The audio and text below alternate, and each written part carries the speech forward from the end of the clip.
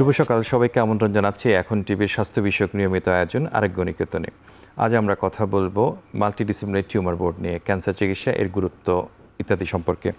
এই বিষয়ে কথা বলার জন্য স্টুডিওতে উপস্থিত রয়েছেন অধ্যাপক doctor Jannatul Ferdous, chairperson gynae oncology বিভাগ, বাংলাদেশ মেডিকেল বিশ্ববিদ্যালয়।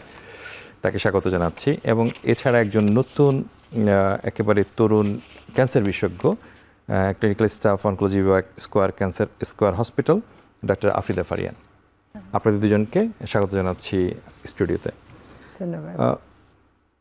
ডাক্তার জান্নাত, আপনাকে দিয়ে শুরু করি। আসলে মাল্টিডিসিপ্লিনারি টিউমার বোর্ড বলতে কি বোঝায়?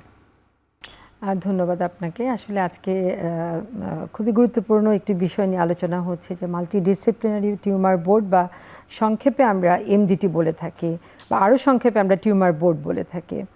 তো আসলে একজন পেশেন্ট যখন ক্যান্সারে আক্রান্ত হন এবং ডায়াগনোসিস হয় যে ক্যান্সার হয়েছে, তো তখন অনেক সময় দেখা যায় যে ডায়াগনোসিস করতে, রোগটা নির্ণয় করতেও কিন্তু সমস্যায় পড়তে পারে, যে আসলে কোন অর্গান থেকে হয়েছে। অনেক সময় সব ক্ষেত্রে না হলেও কোনো কোনো ক্ষেত্রে তখন ডায়াগনোসিস করাটা একটু দুরূহ হয়ে পড়ে।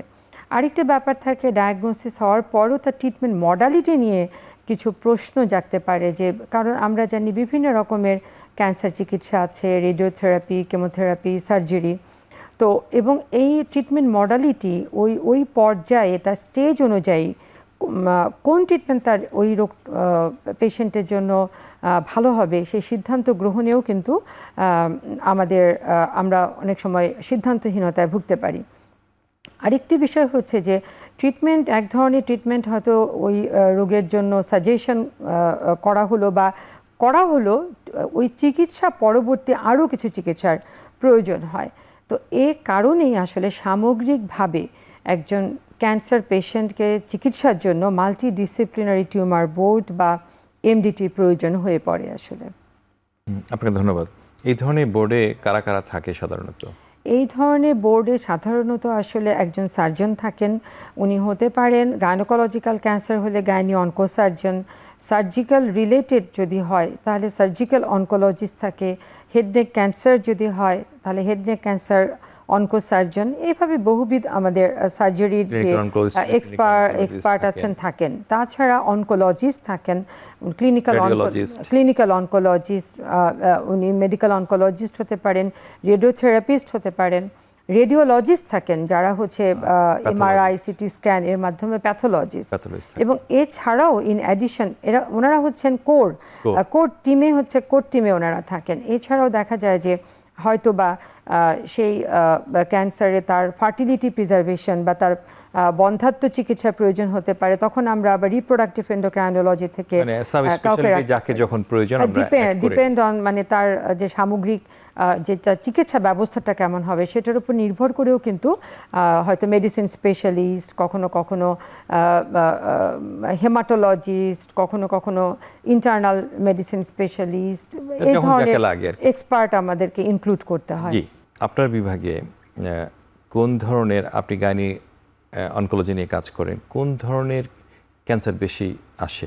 আমাদের যেটা হয়েছে, আমি তো বহু বছর ধরে গাইনি অনকোতে কাজ করছি আমার বিভাগে একরকম একটা ট্রেন্ড ছিল, যেটা আমরা দেখেছি যে আমাদের এই মানে এলএমআইসি দেশে যে ধরনের ক্যান্সারগুলো বেশি হয়, সাধারণত সার্ভাইকাল ক্যান্সার, তারপর হচ্ছে ওভারিয়ান ক্যান্সার, এরপর এন্ডোমেট্রিয়াল ক্যান্সার, তারপর আদার যে অন্যান্য গাইনোকোলজিক্যাল বা রিপ্রোডাক্টিভ ট্র্যাক্টে ক্যান্সারগুলো, এগুলো এ যাবৎকাল হয়ে আসছে। তবে ভেরি রিসেন্টলি ক্যান্সারের ট্রেন্ডটাও কিন্তু বাংলাদেশে চেঞ্জ হয়েছে।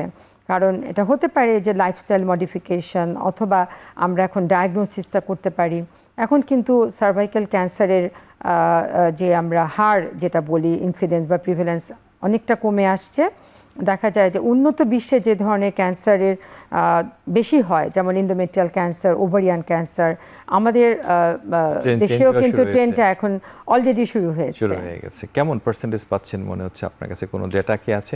হসপিটাল বেসড ডেটা অনুযায়ী যদি আমি দেখা যায় যে প্রজননতন্ত্রের ক্যান্সার বলি, তাহলে সার্ভাইকাল ক্যান্সার 70%, ওভারিয়ান ক্যান্সার হচ্ছে 20 থেকে 30%, এন্ডোমেট্রিয়াল ক্যান্সার হচ্ছে 10 থেকে 15%, আর কি হচ্ছে আদার্স। মানে আগে কিরকম ছিল এখন? আগে এরকমই ছিল, তবে এখন হসপিটাল বেসড ডাটাতে ওভারিয়ান ক্যান্সার দেখা যায় 40-50% হয়ে যাচ্ছে। এন্ডোমেট্রিয়াল ক্যান্সারও ঠিক একইভাবে আরও বেড়েছে, বরং সার্ভাইকাল ক্যান্সার হয়তো 40-50 ভাগ হয়ে আসছে। এটার কারণটা হলো সাধারণত হসপিটাল বেস ক্যান্সার ডিস্ট্রিক্টে এই জন্য আমরা প্রিভিলেন্স নির্ণয় করি না করার কারণটা হলো যে সাধারণত রোগীরা যে জায়গায় যে ধরনের চিকিৎসা অ্যাভেলেবেল হয় সেই ধরনের চিকিৎসার জন্য রোগীরা হাসপাতালে ভর্তি হন। অ্যাবসলিউটলি, এটা একটা বিষয় থাকে। আর আরেকটা হচ্ছে যেটা আসলে আমাদের বিএমইউর কথা যদি আমি স্পেসিফিক্যালি বলি, যেখানে আমি কাজ করছি, বাংলাদেশ মেডিকেল ইউনিভার্সিটি, এখানে আমাদের একটা national cervical cancer screening centre আছে। সারা দেশ থেকে কিন্তু এখানে আমাদের স্ক্রিনিং বা ক্যান্সার প্রতিরোধ করার জন্য যে পদক্ষেপ আছে সেটা নেওয়া হয়।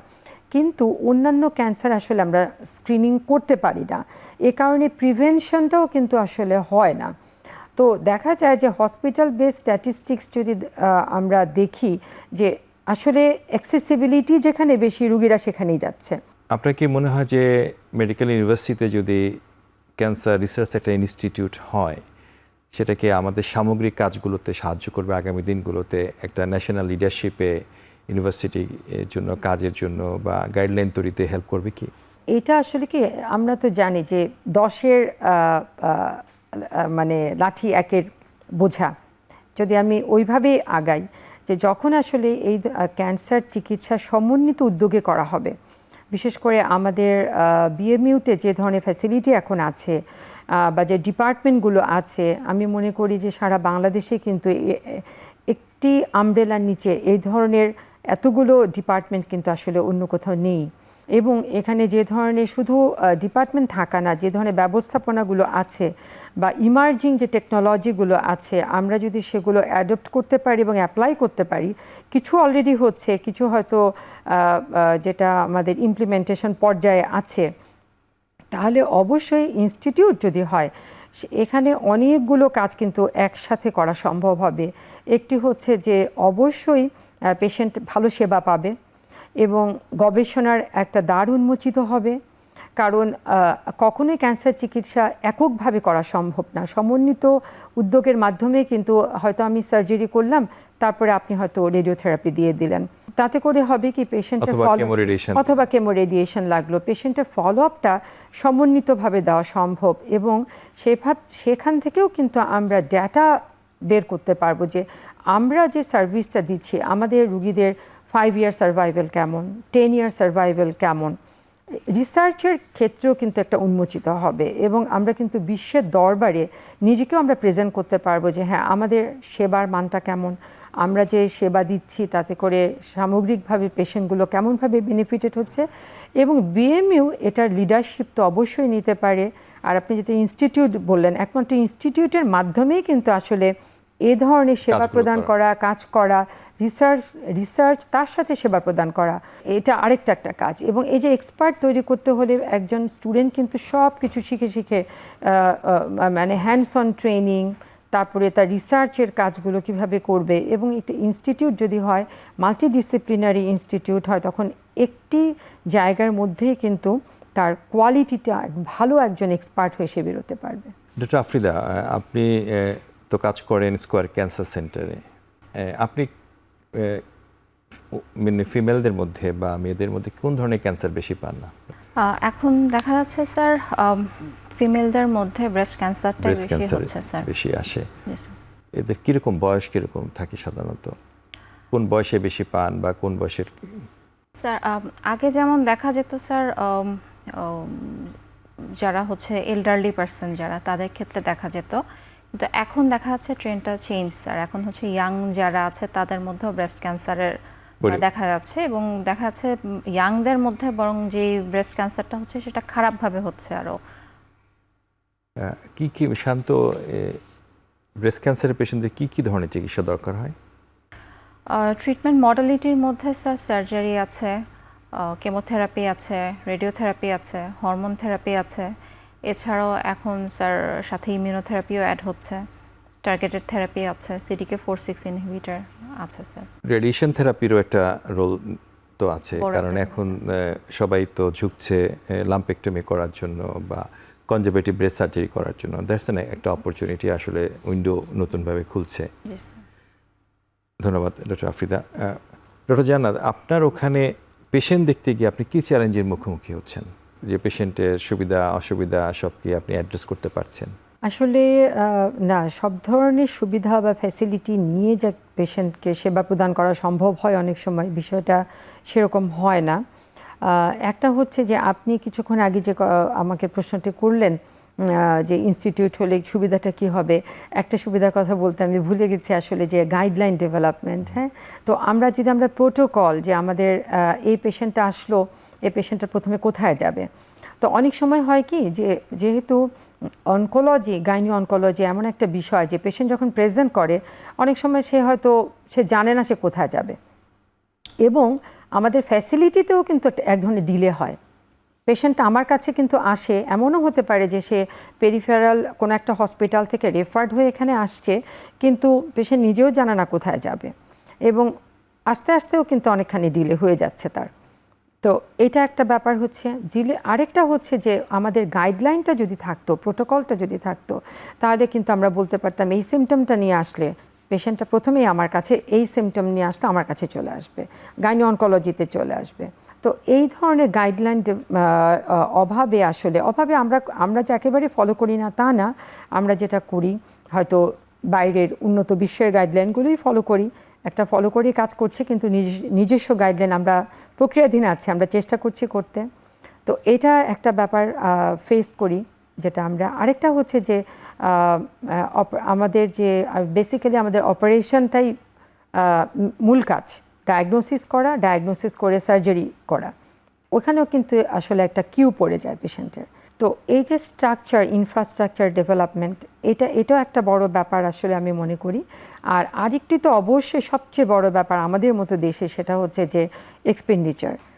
আপনি জানেন যে ক্যান্সার চিকিৎসা আসলে একটি ব্যয়বহুল চিকিৎসা, এবং সার্জারি পরবর্তীতে আবার তার একটা থেরাপি লাগবে, এবং তার আগে রোগ নির্ণয় করার যে অত্যাধুনিক প্রযুক্তিগুলো, সেগুলো কিন্তু ব্যয়বহুল, এবং এগুলো কিন্তু পেশেন্টকে নিজেই তার out of pocket every single money তাকেই দিতে হয়।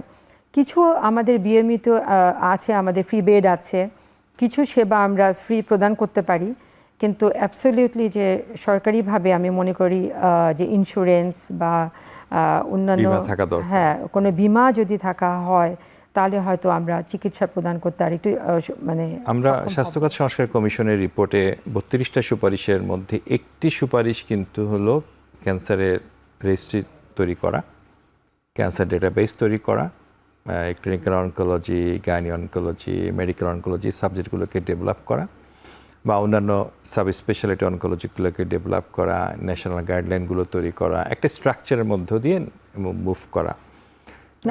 এতে করে কিন্তু জনগণ খুবই উপকৃত হবে, কারণ আপনিও জানেন যে এখন নন কমিউনিকেবল ডিজিজ, বিশেষ করে ক্যান্সার, এখন আস্তে আস্তে ঊর্ধ্বগতি।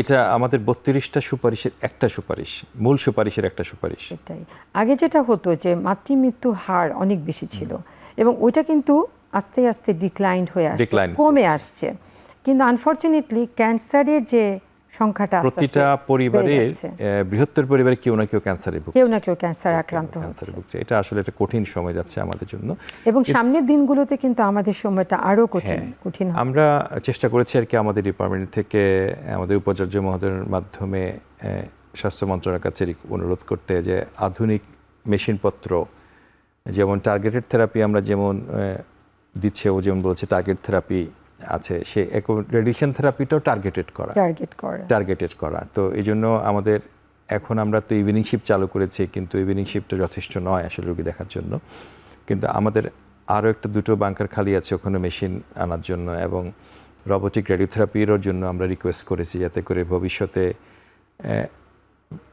এখানে অনেক ছাত্রছাত্রী পড়াশোনা করে, আমরা যদি বিশ্বমানের এটা স্ট্যান্ডার্ড এডুকেশন না দিতে পারি, তাহলে কিন্তু ওরা কিন্তু ওখান থেকে গিয়ে ভালো কিছু করতে পারবে না।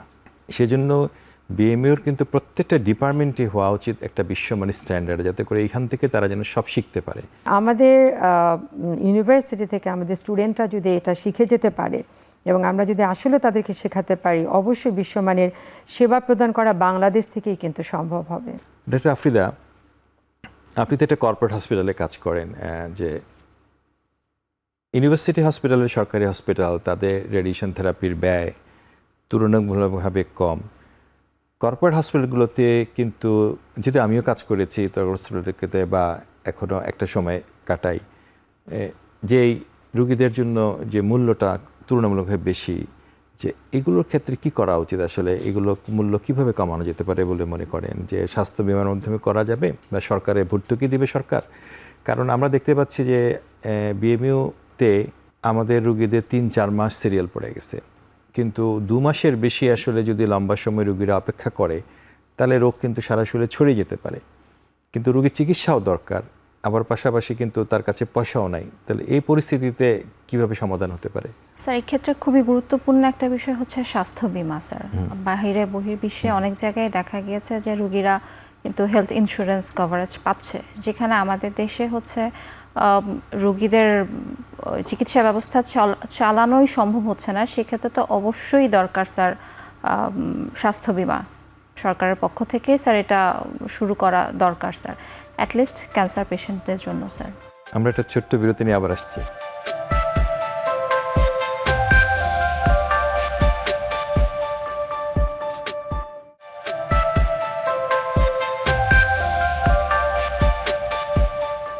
এটা জান্নাত, আপনার কাছ থেকে অনেক মূল্যবান কথা আমরা শুনেছি যে বাংলাদেশে আমরা জানি যে একটা সেপারেট গাইনি অনকোলজি সোসাইটিও আছে এবং আপনি তার মধ্যে খুব অ্যাক্টিভ একজন। মানে এই সাবজেক্টের যেই সমস্ত মানুষ তৈরি হয়েছে তার মধ্যে একজন মানুষ আজকে লিডারশিপে আসছে। এটাকে আপনি কিভাবে দেখেন? আপনি কিভাবে ভবিষ্যৎকে পরিকল্পনা করেন? যে আমি জানি যে আপনার চেয়ারম্যানশিপের খুব বেশি দিন হয় নাই, বা ডেফিনেটলি আমার চেয়ারম্যানশিপেরও খুব বেশি দিন হয় নাই, আমরা একসাথে কাজ করছি, কিন্তু কিভাবে আপনি পরিকল্পনা করছেন? ভবিষ্যৎকে কিভাবে দেখবেন? আপনার ডিপার্টমেন্টের জন্য কি ভাবছেন? স্বপ্নটা অনেক বড়। এখন এই স্বপ্নের মধ্যে তো অনেক কিছুই আছে।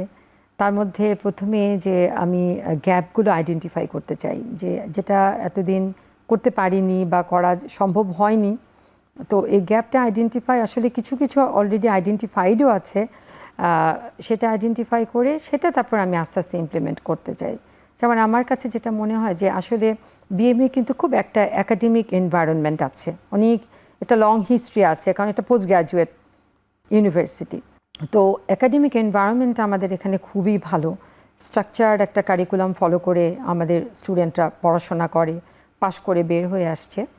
তবে ইদানিং আমাদের ভাইস চ্যান্সেলর মহোদয় যে ইনিশিয়েটিভ নিয়েছেন যে এটা ডিজিটাল পদ্ধতিতে হবেন, আমি মনে করি এটা একটা আমাদের সম্ভাবনার দ্বার আরও উন্মোচন করেছে, যে আমাদের বহির্বিশ্বের স্টুডেন্টদের সাথে আমাদের স্টুডেন্টদের একটা কম্পিটিশনে তারা যেতে পারবে। গ্রেডিং সিস্টেম, তারপরে হচ্ছে অনলাইনে বিভিন্ন রকমের যে সেবা প্রদান করে তাদের শিক্ষা দেয়া এবং তাদের অ্যাসেসমেন্ট প্রক্রিয়াটা এটা খুবই স্ট্যান্ডার্ড হবে।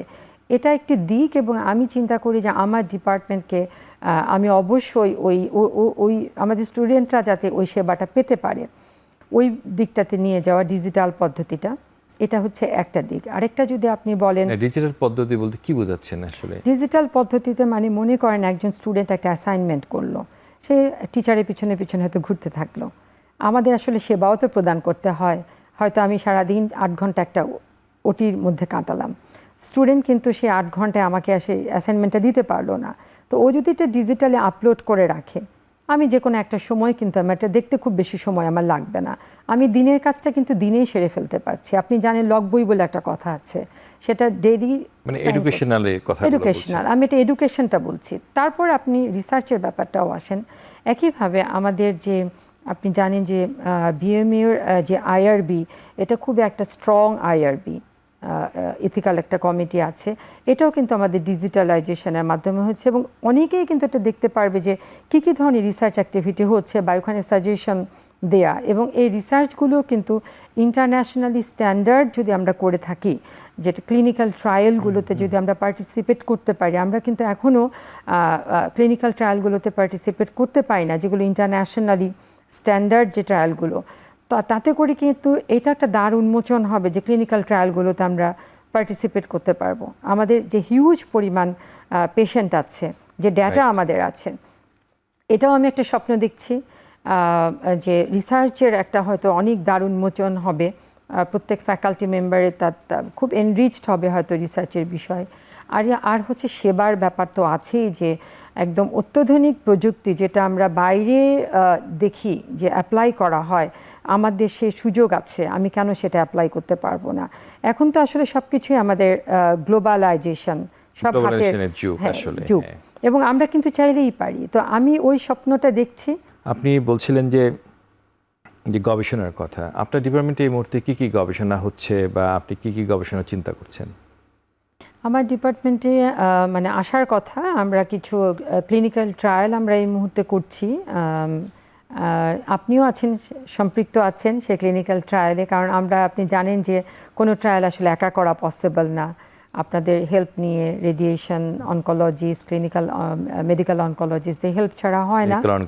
তো আমাদের একটা হচ্ছে যে কেমোথেরাপি, প্রোফাইল্যাকটিক কেমোথেরাপি, আমাদের দেশে দেখা যায় যে গর্ভফুলের এক ধরনের ক্যান্সার হয়, যেটাকে জেস্টেশনাল ট্রোফোব্লাস্টিক নিওপ্লাসিয়া বলে, এবং ওই ক্যান্সারটা যাতে না হয় ওটা প্রিভেন্ট করার একটা ক্লিনিক্যাল ট্রায়াল হচ্ছে, এবং ওই সেই ট্রায়ালের অনেকখানি কিন্তু আমরা এগিয়ে আছি, আপনি আছেন সেই ট্রায়ালে।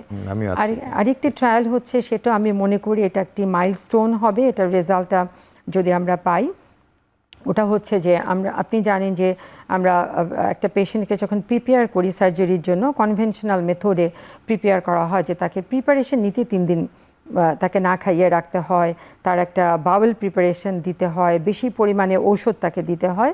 তো এইটার সাথে আমরা আরেকটা আছে এনহেন্স রিকভারি যাতে তার হয়, তার রিকভারিটা যাতে আর্লি হয়, তো ওইটার একটা ট্রায়াল চলছে অলরেডি। এটা বিএমইউ থেকেই গ্র্যান্ট পাওয়া, আমার ডিপার্টমেন্টে এটা হচ্ছে। তো ক্লিনিক্যাল ট্রায়ালের সাথে সাথে আমাদের স্টুডেন্টরা, প্রত্যেক স্টুডেন্টরা কিন্তু গবেষণা করতেই হয়, এটা পার্ট অফ তাদের অ্যাসেসমেন্ট।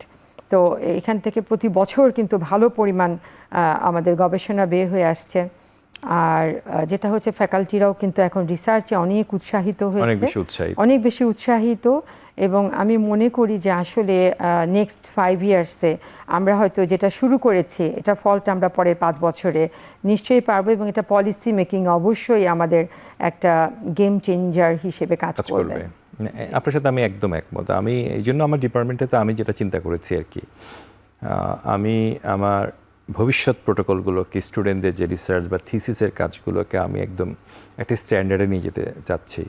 কারণ আমি ওদেরকে যে কথাটা বলার চেষ্টা করেছি যে এই কাজটা খুব ভালো করেই করতে হবে। কেন করতে হবে? কারণ এটা করলে আমি যদি একটা ইন্ডেক্স জার্নাল বা কোনো পাবমেডে যদি পাবলিশ করা যায় একটা গবেষণা হিসাবে, তাহলে যেমন ডিপার্টমেন্ট যেমন এনরিচড হবে, বিশ্ববিদ্যালয় এনরিচড হবে, বাংলাদেশও এনরিচড হবে। তো এই সুযোগটা আসলে আমাদের নেওয়া দরকার। এই জন্য আমাদের খুব কেয়ারফুলি এবং সিরিয়াসলি কিন্তু এই জিনিসগুলো দেখা দরকার। শুধুমাত্র এরকম না যে আমরা যেন তেন প্রকারে একটা গবেষণা করে ফেললাম বা দিয়ে দিলাম, এটা কোনো মানে হয় না। আমরা কিন্তু একটু কেয়ারফুল হলে আমরা কিন্তু ওয়ার্ল্ড ক্লাস রিসার্চ ওয়ার্ক এইখান থেকে করতে পারি। মানে আমাদের গবেষণার কাজটাও অ্যাকাউন্টেবল হতে হবে। অ্যাকাউন্টেবল যখন আমরা করতে পারবো তখনই কিন্তু এটা বিশ্বমানের। এবং আপনি জেনে খুশি হবেন যে আমাদের বিশ্ববিদ্যালয়ে কিন্তু একটি মাল্টি কান্ট্রি স্টাডি সম্পন্ন হয়েছে, মানে সম্পূর্ণ মানে আমাদের ডেটা কালেকশন হয়েছে, আমরা রেজাল্টের অপেক্ষায় আছি। ওটাও একটা মাল্টি কান্ট্রি মিলে হয়েছে। তো আমার মনে হয় এখন সেই সময়টা চলে আসছে আসলে, যে আমরা বিশ্ববিদ্যালয়ে লিড করতে পারি এবং আমরা মাল্টি সেন্ট্রিক স্টাডি করতে পারি। সেই ক্ষেত্রে কিন্তু সেটা আমাদের পলিসি মেকিংয়ে বেশি হেল্প করবে, ওই ধরনের স্টাডি রেজাল্টগুলো। আফ্রিদা, ইলেকট্রনিক মেডিকেল রেকর্ড আমি জানি যে আপনার হাসপাতালে আপনারা ব্যবহার করেন, যেটা কিন্তু গভর্নমেন্ট হসপিটালগুলোতে নাই। এটার সুবিধা কি আসলে? মেডিকেল রেকর্ডের সুবিধা কি? আপনার কেমো প্রোটোকল বা রেডিয়েশন সব কিছু কিন্তু ইলেকট্রনিকে থাকে, পুরনো রোগীগুলো থাকে, কী কী সুবিধা এগুলোর? এই ক্ষেত্রে স্যার আমরা ইলেকট্রনিক মেডিকেল রেকর্ডের মাধ্যমে আমরা একটা রোগীর সম্পূর্ণ ডাটা আমরা পেয়ে যাচ্ছি, একটা জাস্ট ইন ওয়ান ক্লিক। আমরা তার হচ্ছে কি ডায়াগনোসিস কি, আমরা যে কোনোখান থেকে বসে সেটা দেখতে পাচ্ছি, তার কি ডায়াগনোসিস হয়েছে, কি ট্রিটমেন্ট পেয়েছে, কি কি ইনভেস্টিগেশন হয়েছে, মোট কথা একটা রোগীর যা যা রেকর্ড এই হসপিটালে আছে সব কিছুই আমরা একভাবে দেখতে পারি, খুব দ্রুত আমরা দেখতে পারি, একই সময় দেখতে পারি। এটা একটা বিশাল সুবিধা আসলে। জি স্যার। এই সুবিধাটা অনেকটা এরকম যে ইভেন আমরা রেডিওথেরাপি কোনো প্ল্যানিংও কিন্তু আমাদের কম্পিউটারে রেডি ডেস্কের মাধ্যমে আমরা কিন্তু দেখে ফেলতে পারি, কারেকশন দরকার হলে কারেকশনগুলো করে ফেলতে পারি, কেমন প্রোটোকলগুলো তৈরি করে ফেলতে পারি, স্মার্ট ওয়েতে কাজগুলো করতে পারি, এবং যেগুলো ইভেন মোবাইলেও চলে আসে, তো we can go through very fast way. তো সারা পৃথিবী আসলে এইভাবেই চলে, হ্যাঁ, সেই সুযোগটা আছে। তো আপনি যে হসপিটালে কাজ করেন, জিসকো হসপিটালে, আপনার এখানে এই ধরনের আর কি আইপিএক্স বা অন্যান্য ফ্যাসিলিটিগুলো যে আছে ওগুলো কি আসলে? এগুলো হচ্ছে স্যার বিভিন্ন অ্যাপসের মাধ্যমে, আমাদের মোবাইলের অ্যাপসের মাধ্যমে আমরা হচ্ছে কোন পেশেন্টটা কোথায় আছে, সে পেশেন্টটার কি আপডেট ইনফরমেশন, সমস্ত ইনভেস্টিগেশন, সব all information you can get at a glance দেখা যায় মোবাইলে বাসায় বসে আমরা। আরেকটা এই জিনিসটা হলো যে প্যাক্স, যে রেডিওলজিক্যাল প্যাক্সটা কি আপনাদের ওখানে কি আছে ওটা? জি স্যার, আমাদের কিভাবে কি করে, ওটা দিয়ে কি হয় বা কিভাবে করেন সেটা? প্যাক্স ইমেজটা হচ্ছে স্যার আমাদের কোনো পেশেন্ট যদি আমাদের হসপিটালে কোনো ধরনের ইমেজ করে, যেমন হচ্ছে যদি সিটি স্ক্যান, এমআরআই বা চেস্ট এক্সরে করে, আমরা প্যাক্স ইমেজের মাধ্যমে আমরা যে কোনো কম্পিউটারে বসেই স্যার সেই ইমেজটা আমরা দেখতে পাচ্ছি। মানে পেশেন্ট দেখার সময় পেশেন্টের কিন্তু শুধুমাত্র যে অন্যান্য জায়গাতে যেটা হয় যে শুধুমাত্র আমরা সিটি স্ক্যানের ফিল্মগুলো দেখি অথবা এমআরআই ফিল্মগুলো দেখি বা রিপোর্ট দেখি, এখানে এটা কিন্তু আপনি একদম 3 ডাইমেনশনালি কিন্তু পুরোটা দেখা যাচ্ছে, যে মানে স্লাইসে কিন্তু সব স্লাইস আসলে নেওয়া যায় না, এবং লিমিটেড কিছু স্লাইস ওরা মানে ফিল্ম আমাদেরকে দেয় সিটি স্ক্যান বা এমআরআইতে, কিন্তু এখানে কিন্তু you can see whole images. দেখতে পাচ্ছি the PACS is really important আসলে। হ্যাঁ, এটা আসলে খুব ইউনিক, আসলে খুব ইউনিক। আমার কাছে আরেকটা জিনিস যেটা মনে হয়, যেটা ডক্টর আফ্রিদা যেটা বলছিলেন, যে ইলেকট্রনিক ডাটা ট্র্যাকিংয়ের মাধ্যমে কিন্তু আমরা ফলো আপটাও খুব ইম্পর্টেন্ট, যে পেশেন্টটা যখন নেক্সট টাইমে আসলো, কারণ ক্যান্সার চিকিৎসা কিন্তু ফলো আপ অনেক ইম্পর্টেন্ট, খুবই ইম্পর্টেন্ট। আমাদের এইমই হচ্ছে যে আমাদের ট্রিটমেন্ট প্রোটোকলে আছে ফলো আপ দিতে হবে। তো এটা আসলে ইলেকট্রনিক হলে কিন্তু খুব সহজে তার আইডি দিয়ে ওই পেশেন্টটার তার ব্যাক হিস্ট্রিগুলো আমরা নিয়ে নিতে পারি, এবং কোনো পেশেন্ট কি সে মানে তার রিকারেন্স হওয়ার পসিবিলিটি বেশি কিনা তাকেও কিন্তু আমরা অ্যালার্ম করতে পারি, তাকে আমরা কল করতে পারি, কল রিকল করে তাকে আনতে পারি, সে যদি ফলো আপে নাও আসে। আমরা একটু কেয়ারফুল হলে আমাদের সার্ভাইভাল এগুলো আমরা দেখে ফেলতে পারি, আমরা প্রত্যেকটা পেশেন্টকে ট্র্যাক করতে পারি, আসলে এটা হেল্পফুল করে। জান্নাত, আপনার কাছে যেটা প্রশ্ন হলো, আপনি গাইডলাইনের কথা বলেছিলেন, যে গাইডলাইন করা, মানে গাইডলাইন কেন করা দরকার বলে আপনি মনে করেন? এটা খুব ইম্পর্টেন্ট একটা প্রশ্ন আসলে, থেরাপিউটিক গাইডলাইন। এটা আমি কেন মনে করি, এটা আসলে আমার দীর্ঘদিনের একটা অবজারভেশন, শুধু আমার না, আমার মতো যারা কাজ করেন মনে করেন যে একজন পেশেন্ট হয়তো ব্লিডিং নিয়ে আসলো, আমি যদি জাস্ট একটা উদাহরণ দিয়ে বলি, ব্লিডিং নিয়ে আসলো, অনেকেই কিন্তু দেখা যায় যে এক্সামিনেশন করছে না পেশেন্টটাকে, এক্সামিনেশন না করে হয়তো তাকে একটা ব্লিডিং কমার জন্য সিমটোমেটিক ট্রিটমেন্ট দিয়ে দেওয়া হলো, কিন্তু ওই 2 মাস 3 মাস পেশেন্টটা যখন আবার সেই ফ্যাসিলিটি তার ইমপ্রুভ না করলে ফ্যাসিলিটি লেভেলে গেল, যাওয়ার পরে হয়তো আসলে তার ডায়াগনোসিস হলো তার ক্যান্সার আছে, হয়তো জরায়ু মুখের ক্যান্সার অথবা জরায়ুর বডির ক্যান্সার, যেটা আমরা এন্ডোমেট্রিয়াল ক্যান্সার বলি। সামহাও এটা হয়তো এক্সামিনেশন না করার কারণে সিমটোমেটিক ট্রিটমেন্টের জন্য ক্যান্সারটা ডায়াগনোসিস, পেশেন্টটা কিন্তু ঠিকই ফ্যাসিলিটি লেভেলে এসেছিল, কিন্তু হয়তো বা এই গাইডলাইন থাকা না কারণে পেশেন্টটা কিন্তু ডায়াগনোসিসটা ডিলে হয়ে গেল। হতে পারে সে অ্যাডভান্স স্টেজে, যে আর্লি স্টেজে সে বেনিফিটটা হতো, যে সার্ভাইভেল হতো, সেটা কিন্তু সে পেল না। এটা হচ্ছে একটা বিষয়, যে ডিলে ইন দ্য ডায়াগনোসিস। আরেকটা হচ্ছে যে আমি কি অ্যাপ্রোপ্রিয়েট ট্রিটমেন্টটা দিতে পারলাম কি না, আমি একরকম দিলাম, আরেকজন আরেক রকম দিল, আরেকটি ইনস্টিটিউটে আরেক রকমভাবে দিল, তো এই যে এই সাবজেক্টিভ যে ভ্যারিয়েশন, এটা কমে আসবে। আমি প্রোটোকলটা ফলো করতে পারলে, গাইডলাইন ফলো করতে পারলে, কিন্তু আমাদের দিন শেষে ভাবতে হবে পেশেন্টের বেনিফিট। আমি আপনার সাথে একদম একমত, কারণ এনসিসিএন যেটা গাইডলাইন আপনি জানেন, যে আমেরিকান যে গাইডলাইন, ন্যাশনাল কম্প্রিহেন্সিভ ক্যান্সার, ওটা কিন্তু আমেরিকার 26টা ক্যান্সার ইনস্টিটিউট মিলে করা হয়। তো এই জিনিসটা আমাদের জন্য আসলে মানে থেরাপিউটিক গাইডলাইন শুধুমাত্র এক একজন চিকিৎসক এক এক রকম ট্রিটমেন্ট দিবেন, সেটা না করে যদি একটি সিস্টেমকে ফলো করা হয়, তাহলে পেশেন্টরা বেনিফিটেড হবে, সঠিক চিকিৎসাটা তারা পাবে। অনেক ধন্যবাদ আপনাকে। আমরা একটা বিরতি নিয়ে আবার আসছি।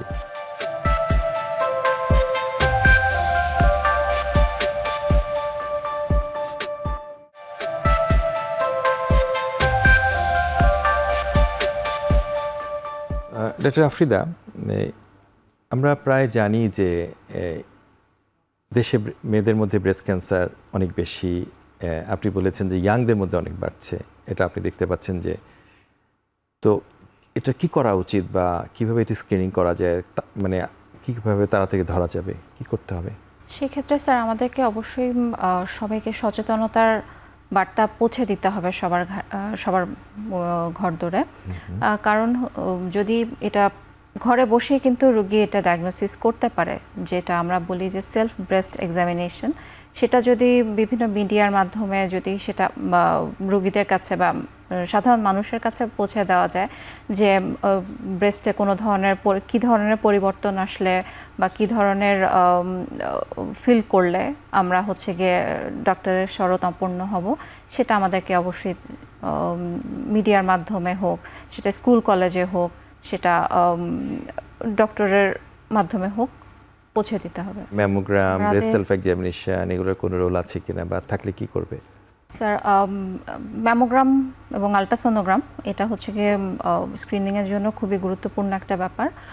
সাধারণত বলা হয় গাইডলাইন্সে যে 40 বছরের উপরে নারীদের, এটা এক একটা দেশে এক এক রকম ফলো করে, এটা ওই দেশের আর্থিক সামর্থ্যের উপর কিছুটা নির্ভর করে। কোনো দেশে 50-র উপরও, আমেরিকাতে এখনো 50-র উপরে। তা আমাদের দেশের জন্য সহজ না, ম্যামোগ্রাম এক্সপেন্সিভ একটু। তো ব্রেস্ট সেলফ এক্সামিনেশনেরও কিন্তু আমাদের গুরুত্ব দিতে হবে আমাদের দেশগুলোতে আর কি, ক্লিনিক্যাল ব্রেস্ট এক্সামিনেশনও। হ্যাঁ, আপনাকে ধন্যবাদ। ডক্টর জান্নাত, আপনি কীরকম ভাবেন যে আমরা কি এরকম একটা ইনিশিয়েটিভের কথা ভাবতে পারি কিনা, যে ধরেন আমি কিন্তু আমার প্রচুর ব্রেস্ট ক্যান্সারের পেশেন্ট আছে, সার্ভাইভার আছেন, প্রায় আমার মনে হয় যে আমি যতকাল প্র্যাকটিস করছি আজকাল, যে সে সময় থেকে প্র্যাকটিসিং টাইম থেকে আজকে পর্যন্ত আমার পেশেন্টরা যাদের 25 বছরেরও বেশি বেঁচে আছেন, মানে অনেক পেশেন্ট আছে, কিওর ধরা যায়, তাহলে কিওর হয়ে গেছে 25 ইয়ার্স প্লাস। তো এটা একটা বিশাল সময়ের ব্যাপার, না কোনো অ্যাচিভমেন্ট না, এটা বেসিক্যালি মানে আমাদের সার্ভাইভার আছে, ওদের বাচ্চা হয়েছে, ওরা আবার বাচ্চারা বড় হয়েছে, এবং এমন অনেকে বাচ্চা বিয়েও দিয়ে দিয়েছে, এরকম ঘটনাও আছে। তো ওইসব বিয়েতে আমাদের দাওয়াতও দেয়, তো আমরা এরকমও গেছি। তো এই যে একটা সময়কাল আমরা পার করা, যে আমরা কিভাবে একটা পদ্ধতির মধ্য দিয়ে এই কাজগুলোকে সন্নিবেশিত করতে পারি, একত্র করতে পারি। ধরেন ব্রেস্টের একটা গেল, সার্ভাইকাল ক্যান্সারের একটা ইস্যু গেল, তো এই ধরনের ক্যান্সারগুলোকে নিয়ে আমরা একটা ইনিশিয়েটিভ নিয়েছি, আপনি হয়তো জানেন যে অর্গান বেসড ট্রিটমেন্টের জন্য ক্লিনিক্যাল অনকোলজি ডিপার্টমেন্ট একটা ইউনিভার্সিটিতে পারমিশন নিয়েছে যে আমরা সব কিছুকে অর্গান বেস করে ফেলবো, যে আমাদের অনকোলজিস্টরা আছে ভাগ ভাগ করে ফেলবো আস্তে আস্তে করে, যে কারা আসলে কোন কোন অর্গানে কাজ করে, প্রত্যেকে প্রথম দিকে আমরা 3-4টা করে অর্গান দিব। একটা সময় যখন অনেক ফ্যাকাল্টি হয়ে যাবে তখন আস্তে আস্তে করে ছোটো ছোটো ভাগে ভাগ করে ফেলবো। আপনি জানেন বিদেশে এরকমই আছে। আপনি তো মেসাচুসেটস জেনারেল হসপিটালে কাজ করেছেন আমি জানি, এবং আমারও কিছুদিন কাজ করার অভিজ্ঞতা আছে এখানে। তো সব কিছু তো ছোটো ছোটো ভাগে ভাগ করা, তাই না? তো এরকম কাজ যদি আমরা করতে চাই, একটা বিএমইউ ক্যান্সার ইনস্টিটিউট ছাড়া কি কোনো পথ আছে, কোনোভাবে করা কি সম্ভব আসলে এগুলো? আমরা যত বড় স্বপ্ন দেখছি এগুলো কি?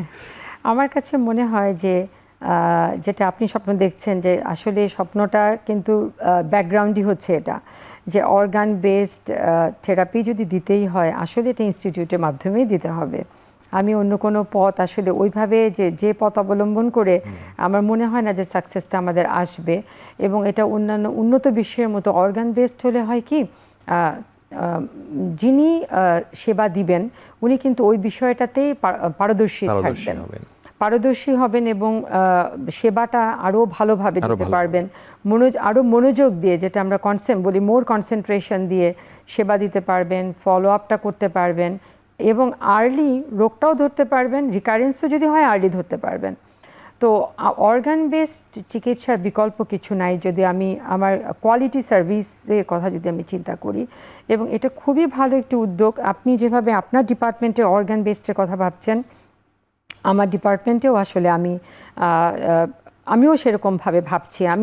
আমরা এখন যেটা করি অনেক সময় যে আমরা একটা ইউনিভার্সিটিকে অফিশিয়ালি অ্যাপ্রুভাল করা হয়েছে অলরেডি ইউনিভার্সিটি। এটা খুব ভালো একটা খবর। আসলে আমরা এই মুহূর্তে হয়তো পারবো না, কারণ এই মুহূর্তে আমাদের পেশেন্টের যে লোড, আমরা চেষ্টা করব আর কি, তবে আমরা কিন্তু এটা একটা যেটা আমরা করছি আপনাকে জানানোর জন্য বলি, আমরা অর্গান বেসড কিন্তু আমরা একটা ক্লিনিক করছি প্রত্যেক সপ্তাহে, যেমন সার্ভাইকাল ক্যান্সার ক্লিনিক আছে, ওভারিয়ান ক্যান্সার ক্লিনিক আছে, এন্ডোমেট্রিয়াল ক্যান্সার ক্লিনিক আছে। এভাবে আমাদের যে গাইনোকোলজিক্যাল যে ক্যান্সারগুলো আমাদের একটা ক্লিনিক হিসেবে সেই ক্লিনিকের দায়িত্ব একজন ফ্যাকাল্টিকে দেওয়া হয়েছে। যদিও আমরা হার্ড কপি করি, ইলেকট্রনিকটা এখনও করতে পারছি না। আমাদের এটাও একটা স্বপ্ন যে ইলেকট্রনিক হয়তো ডেটায় আমাদের এন্ট্রি আউটডোরে কিছুটা হচ্ছে, কিছু কিছু অর্গানের হচ্ছে, সার্ভাইকাল ক্যান্সারে হচ্ছে, পার্শিয়ালি হচ্ছে, ইনডোরটাকে আমরা এখনও ইনক্লুড করতে পারিনি। তো অর্গান বেসড আসলে এটা ইনস্টিটিউট হলে আমার মনে হয় যে এটা আসলে বাস্তবায়নটা এনহেন্স হবে, খুব দ্রুত এটা পসিবল হবে। এটার জন্য আমাদের আসলে চেষ্টা করতে হবে, সবাই মিলে একটা, মানে বাংলাদেশে কোনো কাজই খুব সহজ না, কিন্তু চেষ্টা তো করতে হবে। শুরুটা হলে হয়তো একটা জায়গাতে গিয়ে কেউ না কেউ কখনো এটা সম্পন্ন হবে না। এটা একটা আশার কথা যে আমরা কিন্তু ক্যান্সার বিভাগ একটা ব্লকের আন্ডারে এখন এসেছি, এ ব্লক বা ক্যান্সার ভবন যেটা, সেখানে এখন আপনার বিভাগ আছে, ক্লিনিক্যাল অনকোলজি, গাইনোকোলজিক্যাল অনকোলজি এবং সার্জিক্যাল অনকোলজি।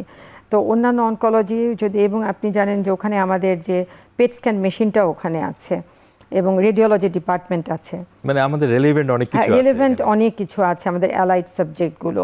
তো অন্যান্য সাবজেক্টগুলোও যদি আমরা ওই ভবনে আসলে নিয়ে আসতে পারি, আমার মনে হয় পেশেন্টরাও কিন্তু একটা ওয়ান স্টপ সার্ভিস বা ওয়ান স্টপ সেবা পাবে। তার চমৎকার কথা বলছেন। আসলে প্রিসিশন মেডিসিনটা যদি আমরা এইভাবে সেট করতে পারি ওখানে, রাইট, আমাদের এনজিএস যদি নিয়ে আসতে পারি আমরা, দ্যাট উইল বি গ্রেট, আসলে ওয়ান্ডারফুল। যাই হোক, একটা বিরতি নিয়ে আবার আসছি।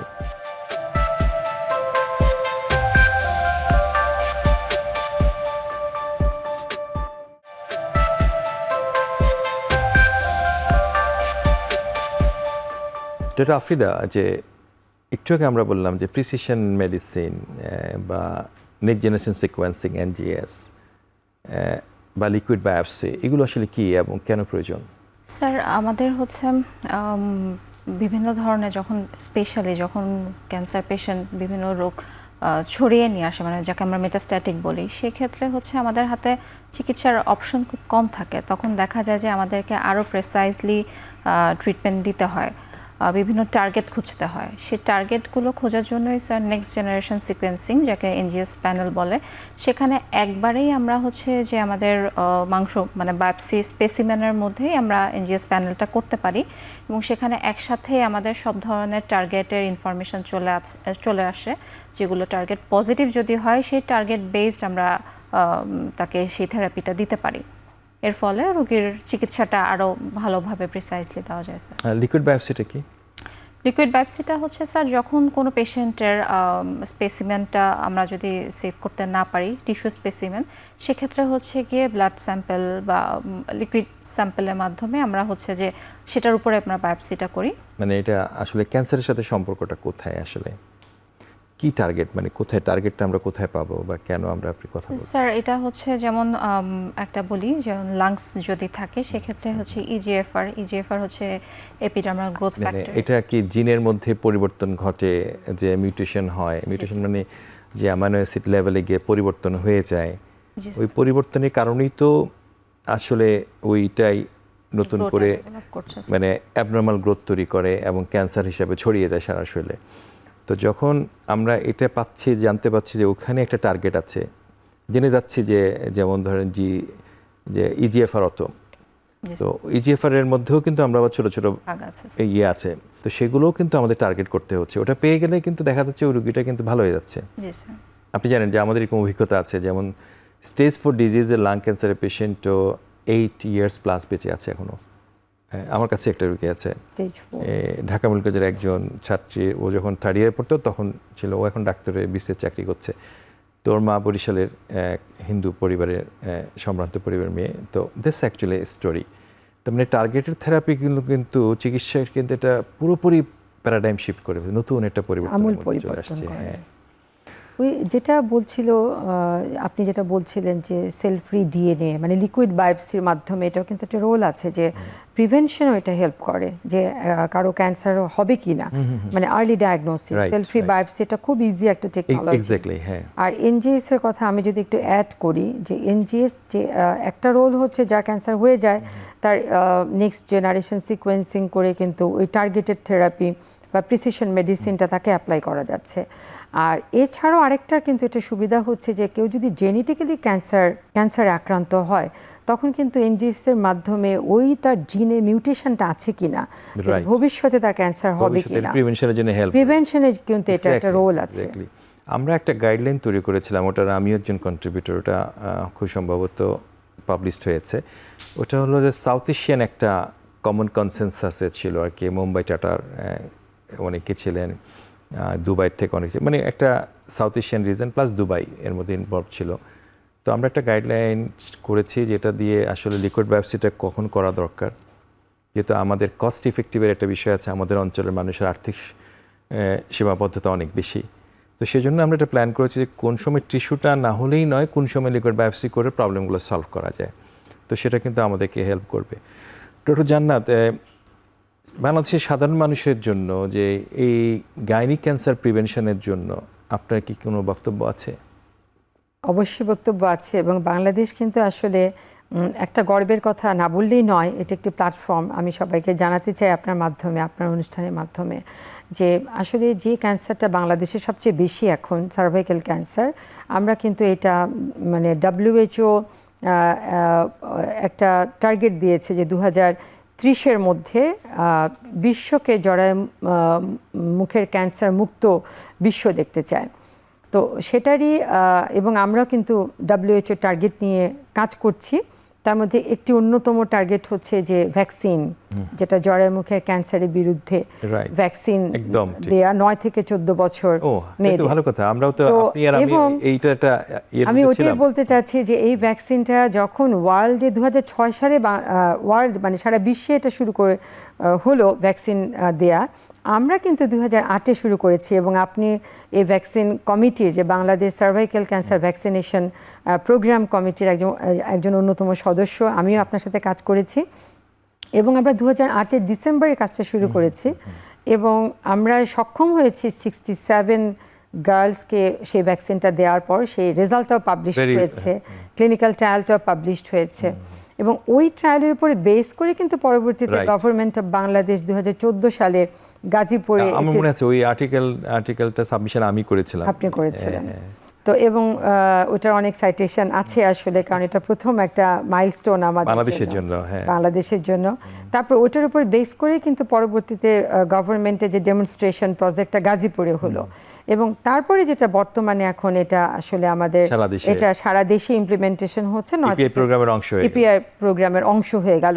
এটা একটি বড় সাকসেস আমাদের আসলে। তাহলে প্রিভেনশন, এবং আমি চাই যে হ্যাঁ, এই প্রিভেনশনে যেটা আমাদের WHO সেট আপ করে দিয়েছে যে 90% গার্লস 9 থেকে 14 বছরে ভ্যাকসিনেটেড হবে। আশা করি অদূর ভবিষ্যতে খুব তাড়াতাড়ি আমরা এই টার্গেটটা ফুলফিল করতে সক্ষম হব। তারপর দ্বিতীয় টার্গেটে যদি বলি যে স্ক্রিনিং, আমি একটা ইয়েটা অ্যাড করি যে আমরা WHOর আরেকটা রিকমেন্ডেশন ইদানিং আছে যে ওরাল ক্যান্সার প্রিভেনশনের জন্য ছেলেদের মধ্যেও অ্যান্টি-এইচপিভি ভ্যাকসিন দেওয়ার কথা বলেছে। সেটা রোল এখনো যদিও আমাদের এই প্রোগ্রামে আসেনি, ভবিষ্যতে হয়তো আসবে হয়তো। এবং সেই ভ্যাকসিনটা কিন্তু প্রথমে আমরা ইনিশিয়ালি বাইরে থেকে নিয়ে এসেছি, এখন বাংলাদেশেই কিন্তু তৈরি হচ্ছে, বাংলাদেশে তৈরি হচ্ছে, দুটো কোম্পানি তৈরি করছে। তো এটা একটি বিষয়। আরেকটি হচ্ছে স্ক্রিনিং, আমরা অনেক দূর আগাতে পেরেছি। যদিও WHO সেট আপ করেছে 70% ওমেনদেরকে স্ক্রিন করতে হবে, আমরা অলমোস্ট 20% রিচ করে গেছে। এখন অ্যাক্সেলারেটেড প্রোগ্রামের মাধ্যমে হয়তো বা আমরা টার্গেটটা ফুলফিল করতে সক্ষম না হলেও কাছাকাছি যেতে পারবো। আরেকটি হচ্ছে থার্ড পিলার, যেটা ট্রিটমেন্ট। এইখানে হচ্ছে আমাদের আসলে আপনার রোল অনেক বেশি আমি মনে করি, কারণ সার্জারি সাথে সাথে এখানে রেডিওথেরাপি ফ্যাসিলিটি, এটা আসলে আমরা চেষ্টা করছি, অবশ্য সরকারকে অনুরোধ করেছি, বিশেষ সহকারী উপদেষ্টাকে অনুরোধ করেছি, তারা আশ্বাস দিয়েছেন চেষ্টা করবেন, আমরাও আশা করি। আমি তার একটা কথা মনে করতে চাই যে কোভিড সময় আমরা একটা কাজ করেছিলাম WHOর একটা আর কি ব্রেস্ট ক্যান্সারের ট্রিটমেন্ট প্ল্যান প্রিভেনশনের জন্য। ওই গাইডলাইন তৈরি করার সময় একটা টোটাল প্ল্যান, যেরকম সার্ভাইকাল ক্যান্সারের আছে এরকম টোটাল একটা প্ল্যান ছিল যে আমরা কিভাবে গ্লোবালি ব্রেস্ট ক্যান্সার কিভাবে প্রিভেন্ট করব বা কীভাবে আর্লি ডায়াগনোসিস করব। সেখানে গাইডলাইনে আমরা একটা কথা বলেছিলাম যে সব ট্রিটমেন্ট, আমাদের টার্গেট হবে ট্রিটমেন্টগুলো 2 মাসের মধ্যে শুরু করে দিতে হবে, ডিজিজ ধরা পড়া 2 মাসের মধ্যে শুরু করতে হবে। এবং ট্রিটমেন্টগুলো কিন্তু ওইভাবে না যদি আমরা করি তাহলে কিন্তু আমরা ডেথ প্রিভেনশন করতে পারবো না। কিওর তো পরের ইস্যু, ডেথ প্রিভেনশন করার জন্য এই গাইডলাইনগুলো কিন্তু ব্রেস্ট ক্যান্সারের জন্যও চলে আসছে কিন্তু। তো মানে লাকিলি আমি সামহাও WHO হেডকোয়ার্টার থেকে জেনেভা থেকে কিভাবে আমাকে এটার মধ্যে ইনক্লুড করছে আমি জানি না, but we work in the Covid time, কোভিডের সময় আমরা এটা কাজ করেছি। তো এই জন্য ব্রেস্ট ক্যান্সার, সার্ভাইকাল ক্যান্সার এইগুলো সব কিছু নিয়ে আমাদের মনে একটা কাজ করার সুযোগ আছে আসলে। অবশ্যই এটা আমরা দেখি ভবিষ্যতে কোনোভাবে কাজ করা যায় কিনা। এবং এটা অন্যান্য ক্যান্সারও, যেমন শুধু ব্রেস্ট না, আমরা যদি গাইডলাইন ডেভেলপমেন্টটা আমরা সার্ভাইকাল, ওভারিয়ান ক্যান্সার, এন্ডোমেট্রিয়াল ক্যান্সারে আমরা যদি আসলে ইমপ্লিমেন্ট করতে পারি, এটা কাজ করার চেষ্টা করব। ডক্টর আফরিদা, আপনি একদম শেষ মুহূর্তে যে বলবেন যে মানে সাধারণ মানুষের জন্য ব্রেস্ট ক্যান্সার বিষয়ে আপনার কিছু বলার আছে কিনা? সচেতনতায় এক কথায় যদি বলতে হয় স্যার, সবাইকে সচেতন হতে হবে, সবাইকে প্রতি মাসে একবার করে সেলফ ব্রেস্ট এক্সামিন করে দেখতে হবে। যদি কোনো ধরনের পরিবর্তন দেখে অবশ্যই ডক্টরের শরণাপন্ন হতে হবে। আপনাদের দুজনকে অনেক ধন্যবাদ। আমরা আসলে অনেক চমৎকার আলোচনা করেছি, জ্ঞানগর্ভ আলোচনা করেছি। আপনার শুভকামনা করি, জান্নাত আপনার নতুন চেয়ারম্যান হয়েছেন, দায়িত্ব নিয়েছেন। নতুন ক্যান্সার বিশেষজ্ঞ, তরুণ ক্যান্সার বিশেষজ্ঞ অভিনন্দন জানাচ্ছি। আশা করি ভবিষ্যতে বাংলাদেশ আপনাদের হাত ধরে ক্যান্সার চিকিৎসা এগিয়ে যাবে। আপনাদের দুঃখে ধন্যবাদ। আপনাকে অসংখ্য ধন্যবাদ।